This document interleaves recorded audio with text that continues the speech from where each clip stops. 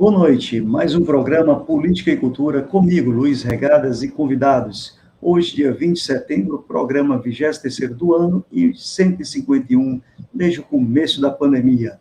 O tema de hoje é Comentários a um Delírio Militarista. Tema que é nome do livro do professor Manuel Domingos Neto, professor da Universidade Federal Fluminense e doutor em História pela Universidade de Paris. Professor Manuel, seja bem-vindo e suas considerações iniciais. É um prazer estar com você, estar com os que acompanham esse canal. Eu agradeço a oportunidade, a honra de participar da temática das mais quentes, né? Diz respeito às Forças Armadas, projeto, poder das corporações militares. Essa corporação que tem estado por trás de momentos tristes da história brasileira, né, professor? E, gente, vocês que estão entrando aí pelas redes compartilhadas, Democracia, Barão de Tararé, e outros mais, curtam, comentem, compartilhem. Né? O canal tem lives de segunda a sextas-feiras. Professor, o senhor vai lançar esse livro, né, cujo tema é Comentários a um Delírio Militarista. Quando está previsto o lançamento, né, fale sobre um pouco, né, desse livro aí em 2, 3 minutos, enquanto as pessoas estão chegando, e comentem à vontade. Pessoal, diga onde é que vocês estão. Quanto mais comentários, mais likes e compartilhamento de vocês ajuda a divulgar o livro do professor e divulgar um pouco da nossa história, que está sempre sendo tumultuada pelos militares, por esses delírios militaristas. Professor Domingos. Olha, esse livro, ele resulta de uma análise da proposta lançada em maio desse ano, né, de militares expressivos, né, quiseram arrumar um projeto, chamaram Projeto de Nação, e simularam o Brasil em 2035.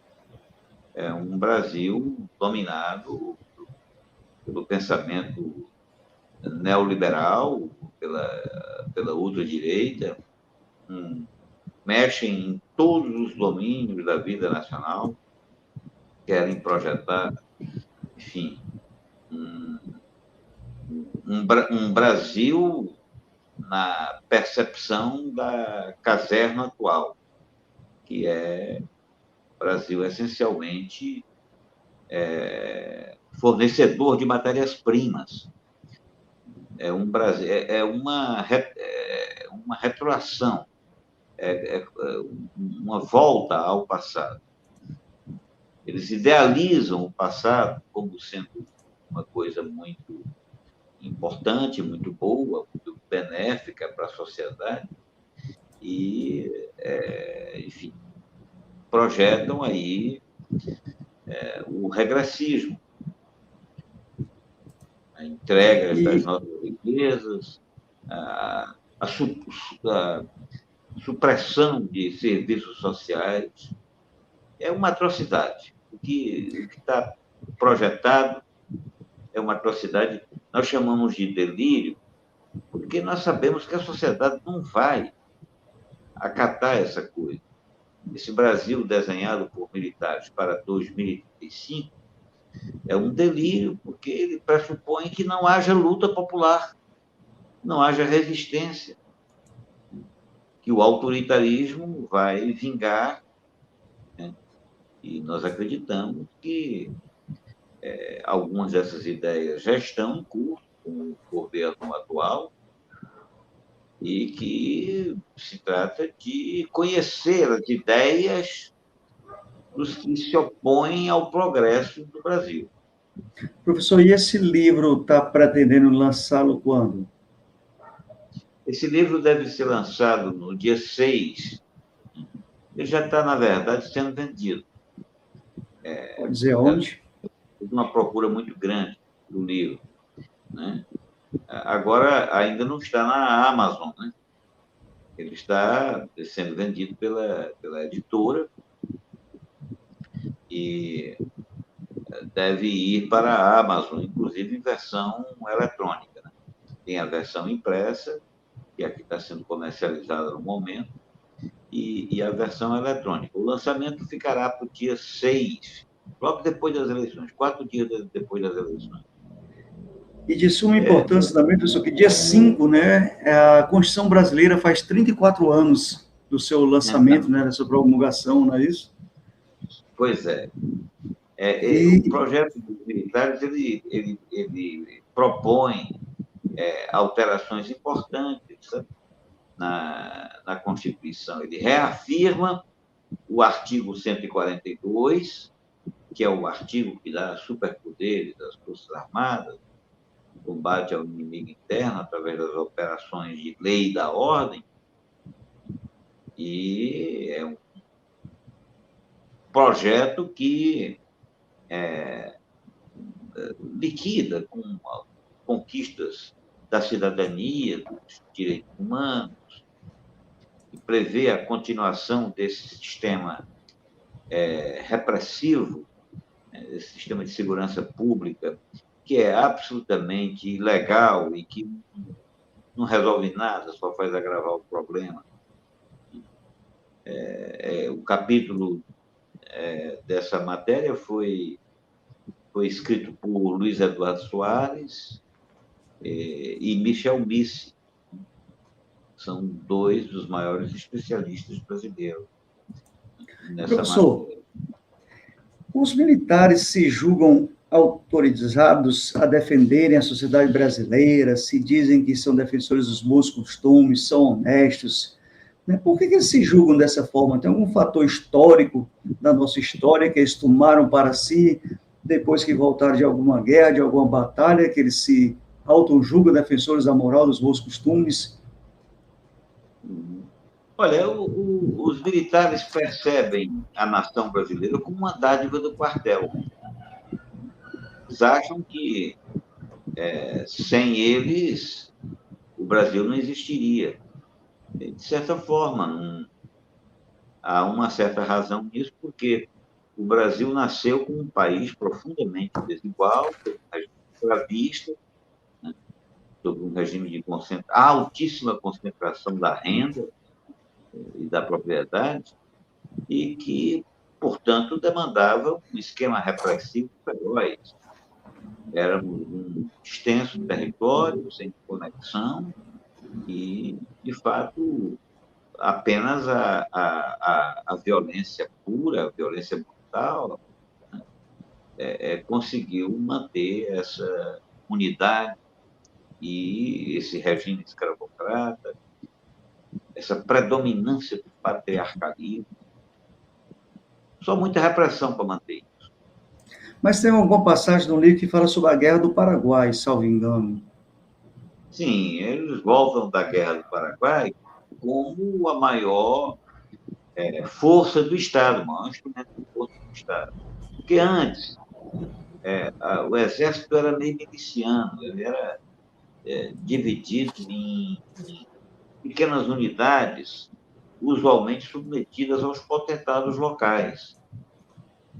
É na Guerra do Paraguai que ele se firma como grande força nacional e adquire a legenda patriótica porque estava enfrentando um pretenso inimigo externo.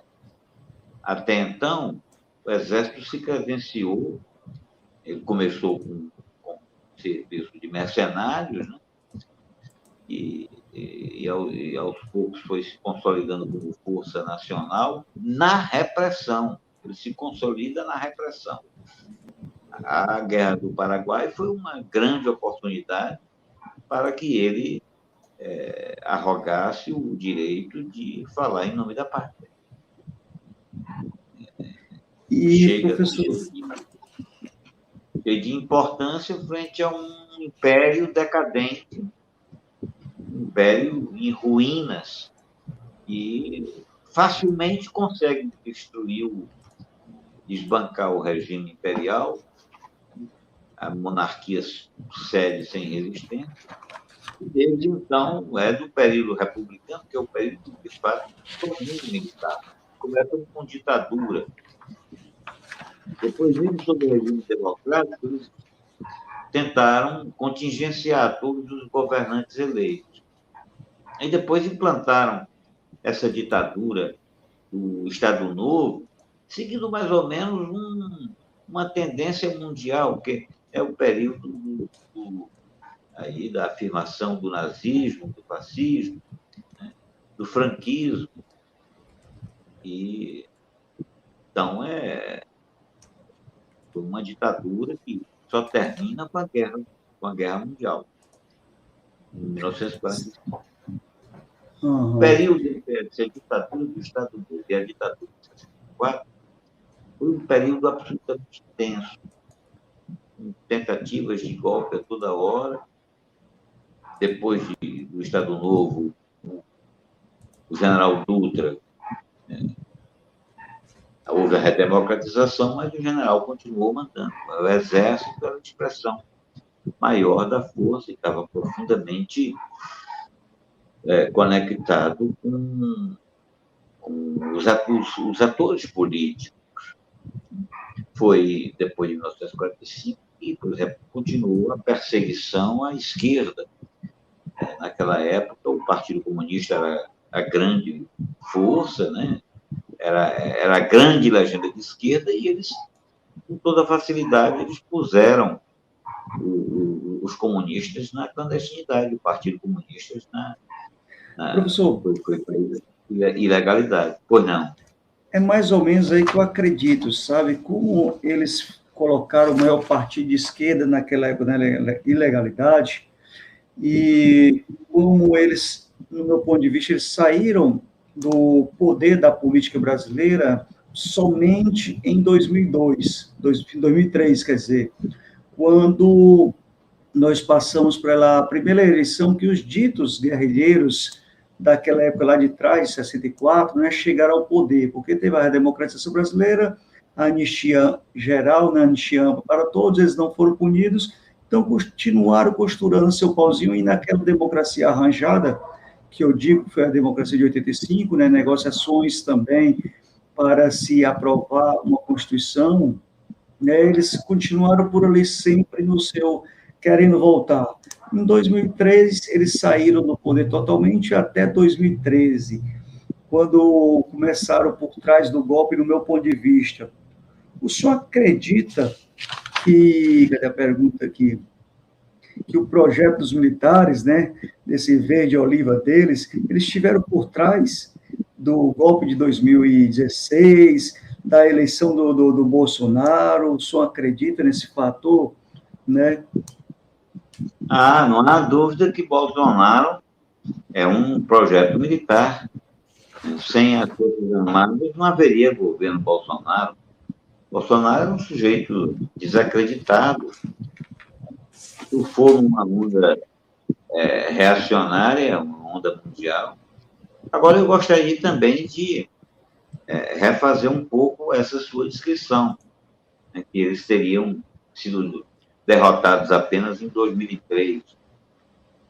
Eu acho que, se nós observarmos... Como é? Não, pode concluir, depois eu faço um adentro também. Pois não. Olha, na Constituinte, eles impuseram o artigo 142, né, que é o artigo que faculta as Forças Armadas a intervir na lei e na ordem. Então, quer dizer, a expressão constitucional de mando estava estabelecida desde a redemocratização. Eu acho que houve um certo recuo nos anos 90, com a criação do Ministério da Defesa. É sempre uma criação inconclusa. Inconclusa, eu digo, porque esse ministério nunca se estruturou para exercitar o mando político ou o mando civil sobre as Forças Armadas.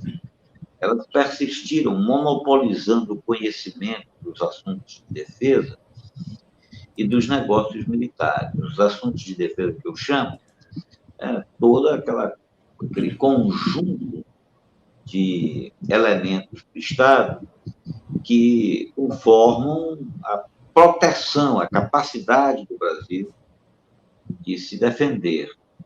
E os negócios militares, eu me refiro à organização propriamente dita dos instrumentos de força. Os três principais, o Exército, Marinha e Aeronáutica, mas também tem os outros que têm mais capilaridade para intervir em todo o território. Por Porque assim, exemplo, professor, as polícias militares, né? Polícias militares, que são controladas pelo Exército. o senhor que não falou ainda, que eu devia ter feito essa pergunta primeiro, sobre o projeto de nação deles, é bem diferente do projeto de nação da esquerda que eles caçaram lá atrás, né? Então, eles procuraram minar, no meu ponto de vista, a nova esquerda, que é um dos maiores partidos nacionais e até da América Latina, que é o PT. Então, eles, junto com a elite, com outros, a grande mídia, partiu para cima dessa vez, ao invés de ser do PCB, né, que foi caçado lá atrás, partiram para tentar caçar o PT, o seu maior membro, que era o Lula, né? Então, quer dizer, há uma contradição entre o projeto de nação dos militares, que era isso que eu queria que o senhor falasse, em relação ao Brasil, ao que nós que nos dizemos de esquerda, que somos de esquerda, né, lutamos, né? Há esse contraste, realmente, o que é o projeto do Partido Verde Oliva, do projeto de nação dos militares? Olha, eu acho que é um projeto regressista, é um projeto que joga o Brasil para o passado. É um projeto de aniquilamento de conquistas sociais, de direito, de inserção soberana e altiva, né, do país na cena internacional. É uma tristeza. É um projeto de desrespeito ao meio ambiente, um projeto de consagração do racismo, destruição dos povos originários. É uma coisa grave que a sociedade quase sempre ignora, menospreza. Você está usando a palavra Partido Verde Oliva. Pois bem, esse projeto de nação que nós tínhamos nesse livro, nós editamos, organizamos, esse projeto de nação, ele não é um projeto formalmente representativo das Forças Armadas, mas ele exprime as ideias correntes nas escolas militares, nos quartéis, né, nas corporações. São ideias correntes. E que ideias são essas? Olha, é um conjunto enorme de ideias, por isso que o livro tem 35 capítulos, com 41 autores. 35 capítulos para dar conta da quantidade de assuntos ou de projetos, de indicações para o Brasil que esse projeto de nação contém. Sabe?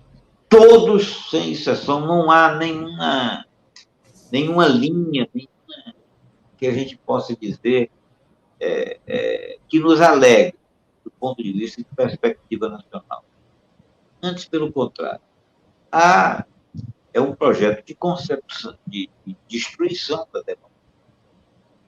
O mais significativo disso é que é como esse corpo de ideias neoliberais tomou conta do conjunto dos instrumentos militares. No passado, nós tínhamos algumas expressões nacionalistas. Isso acabou, está absolutamente enterrado, né?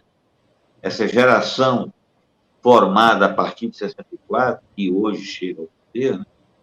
Na verdade, esses generais que estão agora mandando, eles foram formados nos anos 70, e nos anos 80.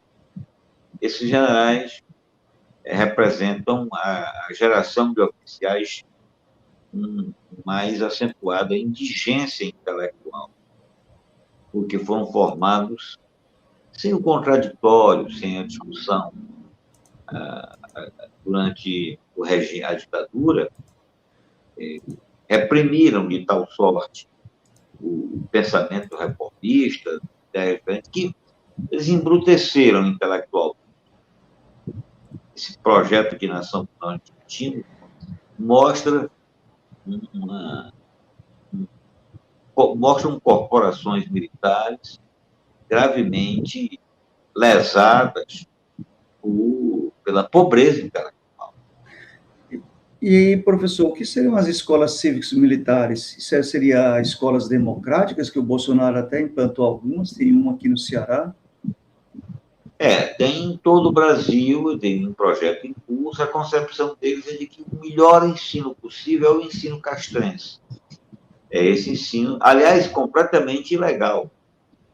Por que é legal porque vai contra os preceitos constitucionais previstos para a educação dos brasileiros. A disciplina militar conflita com o que a Constituição propugna ou determina relativamente à formação intelectual das crianças brasileiras, dos adolescentes do Brasil. A escola cívico-militar é uma escola de educação castrense. Agora, é um fenômeno tão curioso, isso é uma atrocidade. E quem não sabe o que é educação castrense, o que é que o senhor poderia dizer para as pessoas? É uma educação militarizada, aonde se reprime a liberdade, aonde se reprime o dissenso, aonde se inibem a criatividade, a opinião diferente, e se pressupõe que saiam crianças, entre aspas, disciplinadas. A militarização, ela implica, Luiz, na supressão da liberdade, porque dentro do quartel, dentro do castro é a expressão antiga para designar quartel. A educação no castro é baseada na disciplina e na hierarquia, enquanto a sociedade civil ela é baseada na criatividade, na mudança conceitual, na mudança de valores, na superação de uma cultura racista, a superação de uma cultura patriarcal. Isso é assim que a Constituição propõe ou determina para a educação da juventude. E essa educação cívico-militar contida no projeto de nação e também hoje disseminada, você lembrou aí no Ceará, há estados que têm dezenas, inclusive até, Luiz, governos do PT desenvolvendo esses projetos. Acho que a esquerda não ficou atenta para isso. A formação conservadora que essas escolas imprimem, oferecem ao jovem, representa um gravíssimo perigo para a democracia brasileira, porque é a supervalorização da força e a desvalorização concomitante da cidadania.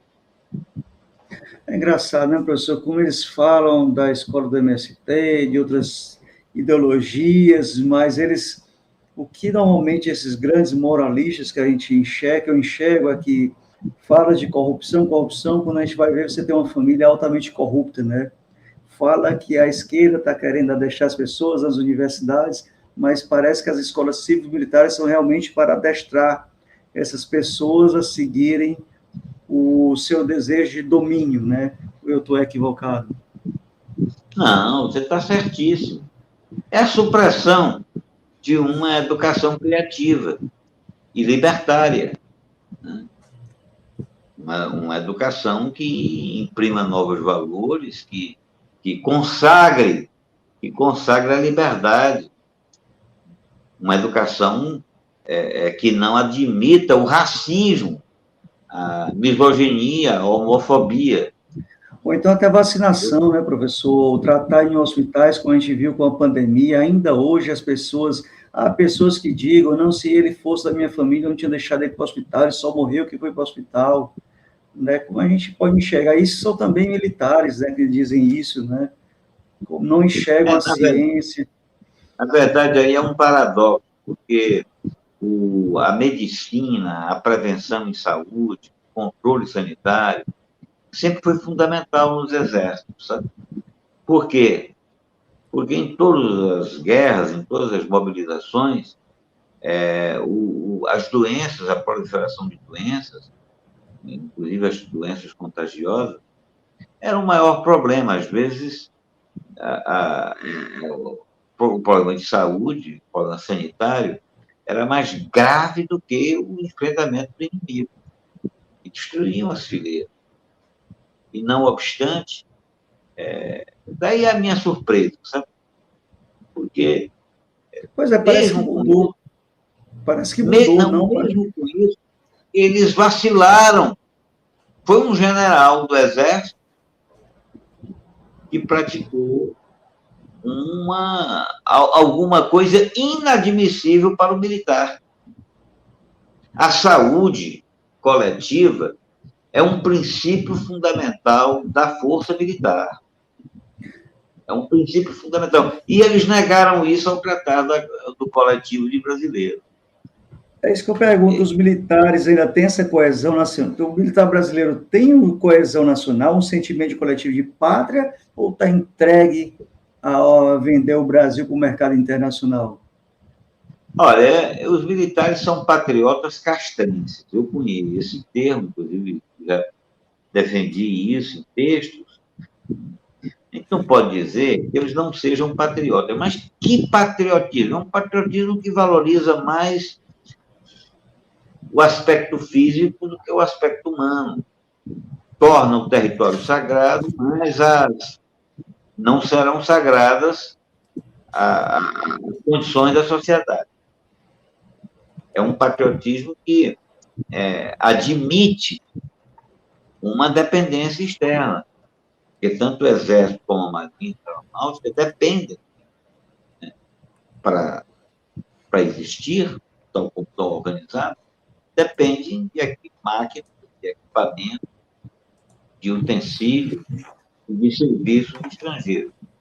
Portanto, a autonomia é muito reduzida. A aeronáutica não voaria sem a compra externa. Ou seja, são corporações que dependem de estrangeiros poderosos. E, não obstante, elas se reclamam defensoras da pátria.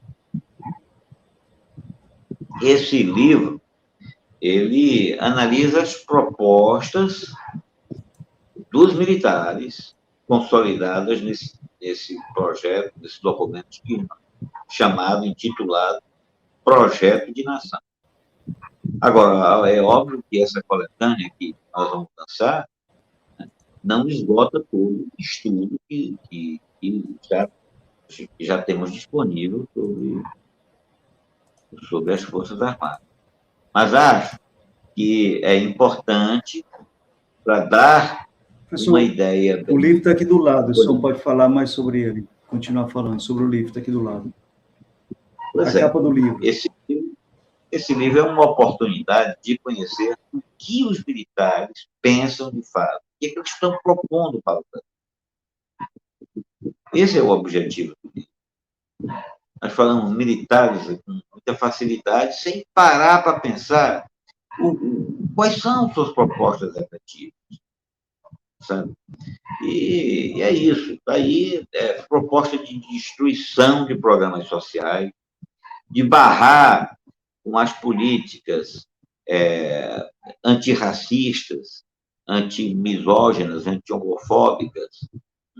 É uma pauta esse projeto defendido pelos militares é um projeto de paralisação da evolução moral da sociedade. Esse moralismo dos militares é um moralismo regressista. regressista. É isso. Gente, a entrevista está chegando ao final, essa é só uma deixa, né, para o livro que vai ser lançado em breve na Amazon e em outras plataformas, ou vai já repetir agora para vocês.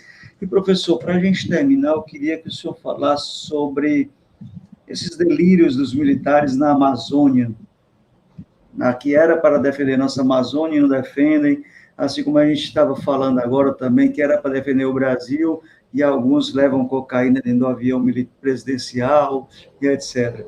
Então, qual o projeto deles para a nossa Amazônia, professor? Tem algum delírio ou eles vão... Existem capítulos aí, nesse livro, analisando as projeções militares. Inclusive, eu sou um dos autores, ao lado de Gustavo Guerreiro, que é do Ceará, e de Adriana Marques, que é uma professora do Rio de Janeiro.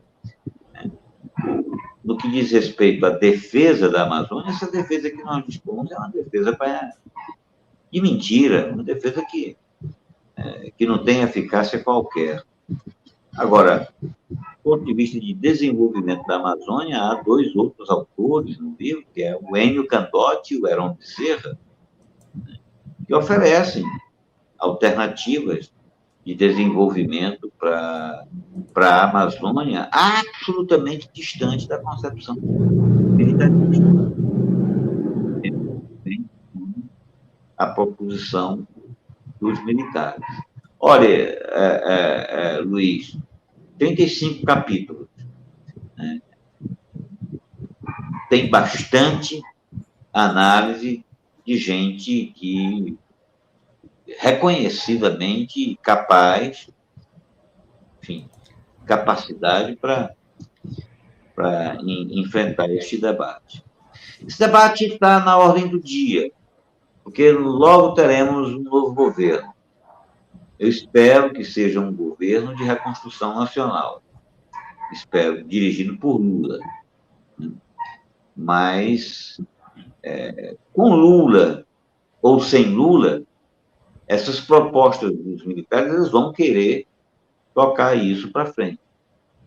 A nós, democratas, cabe conhecê-las efetivamente, por menor, e sustentar o confronto de ideias com propostas alternativas. Esse livro tem um receituário muito grande de propostas que se contrapõem às ideias dos militares. Professor, excelente livro, não tenho nenhuma dúvida. Agradecer à professora Mônica Martins por ter ajudado a fazer essa live. Mandou uma mensagem aqui para o celular dizendo que está assistindo. A todos vocês que assistiram também, nem que seja ao final do vídeo, deixe seu comentário embaixo, seu like, compartilhe, que é de suma importância para a venda do livro do professor, que vai estar na Amazon em breve, e também para ajudar o canal a ser conhecido, e passa os 4, 5, 6 mil, 10, para a gente poder continuar fazendo lives e mais lives como essa. Professor, a gente marca outro debate o mais rápido possível aqui. Obrigado por o senhor disponibilizar o seu tempo nessa hora e suas considerações finais. Olha, obrigado a atenção de vocês, a Mônica Martins aí no Ceará está na frente de um grupo de pesquisa avançado, que é o Observatório das Nacionalidades, com uma revista muito reconhecida. Nós tivemos, inclusive, ontem mesmo, um debate lá na UERJ, e ela, inclusive, tem um capítulo no livro. Né? Uhum. Aí, do Ceará, do grupo do Observatório das Nacionalidades, temos dois pesquisadores, a Mônica Martins, que escreve sobre a mulher na nação projetada pelos militares, e o Gustavo Guerreiro, que desenvolveu comigo e a Adriana Marques o capítulo sobre a defesa militar na Amazônia. Foi um prazer, Luiz, conversar com você, e vamos tocar. O Brasil está num momento em que precisa de muita mobilização para derrotar o fascismo, mas precisa também de muito estudo, de muita luta de ideias para afirmar um rumo promissor. nesse sentido. Conhecer o lado reacionário, como é que se estrutura o pensamento, que eu estou chamando de regressista, é fundamental. Do contrário, a luta fica desorientada. É verdade, professor, e que a gente também ocupe os meios de comunicação e para fazer frente à contra-informação, como fez Adorno, Horkheim, né, a escola de Frankfurt, que deve conhecer muito bem, né? Então, é importante que a gente possa dar margem a esse canal e outros semelhantes crescerem, que a gente traga os professores também para debater nesse canal, se puder divulgar a live com os seus alunos, a professora Mônica com o grupo dela, pedir para fazer mais inscrições e assim a gente poder fazer mais debates, para que esse debate alcance pessoas fora do nosso grupo da sala de aula, e eu acredito nesse meio de comunicação, e foi a partir da indústria cultural que eu passei a fazer minha monografia, né, e fazer esse debate contra a grande mídia que tem o poder do capital e que leva a informação a não sei quantas mil casas. Quisera eu ter dinheiro para poder impulsionar essas lives. No momento, eu estou construindo um ambiente aqui em casa para que a gente possa receber vocês quando vier ao Ceará, e a professora Mônica e todo o grupo dela para fazer essas lives presenciais. Então, meu muito obrigado a todos e a todas que irão assistir. Obrigado a você. Obrigado a você. Obrigado. Vamos em frente. Vamos em frente, o canal está à disposição. Muito obrigado. Obrigado a todos e a todas que participaram. E se liguem no canal que tem nos lives a semana toda. Valeu, tchau, tchau. A gente volta próxima semana. Tchau.